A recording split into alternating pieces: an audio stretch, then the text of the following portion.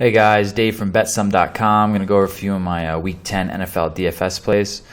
Week 9 worked out okay. I had a few shots near the end where I was, placing in the final table, 2 actually, and sunk down to 14th and 18th.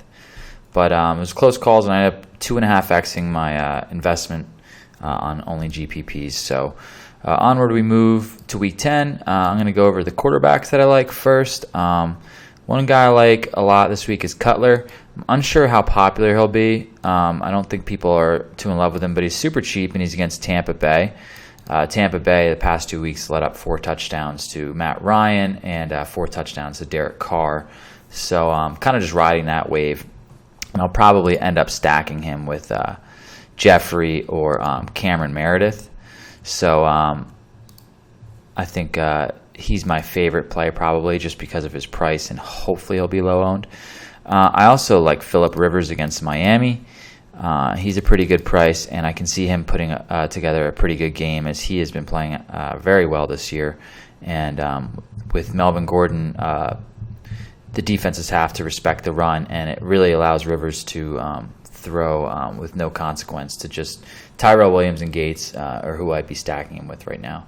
I also like Drew Brees a lot this week. He's got that number 1 OPRK. Should have him pretty low owned, and he's a guy who just does it every week. I'll probably stack him with Michael Thomas, who just catches everything thrown to him. He has very few drops this year, and he seems to be coming along pretty well. Also, Denver's DBs are out. So, I think that, again, for quarterback and receiver, they're the number 1 OPRK, so I don't think people will be all over them, so they'll be very low owned. And with Denver's DB problems, the Raiders and Carr had a pretty easy time with him last week. So I do like him as a place to differentiate my lineups, I feel, and still have a shot to win.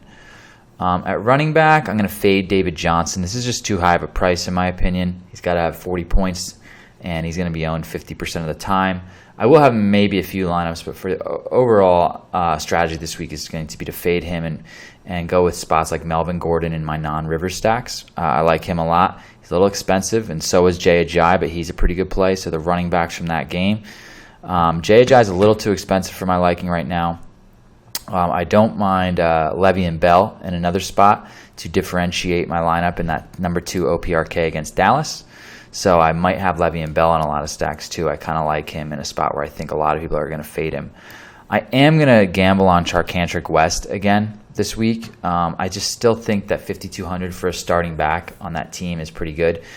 He's against Carolina, who's looking pretty good, and he's got the 8th OPRK, but I'm going to put him in maybe 10% of my lineups just as a spot where I can spend cheap on an RB1. On a decent team. I also like Sproles, although his price went up 400 and he didn't really have that great of a week. I'm a believer in him, and this matchup at Atlanta is just the perfect time to gamble on him. So I think that you can gamble on Sproles pretty easily, as his rushing attempts have clearly gone up. He's their number 1 now, and he still gets all those receptions. With the matchup to boot against Atlanta, I think he's a great play. Let's move on to wide receiver, where Jordan Matthews is another popular play this week for sure at 5,900. I don't like Wentz, but I will be playing him. As I said before, I like Michael Thomas a lot from the Saints.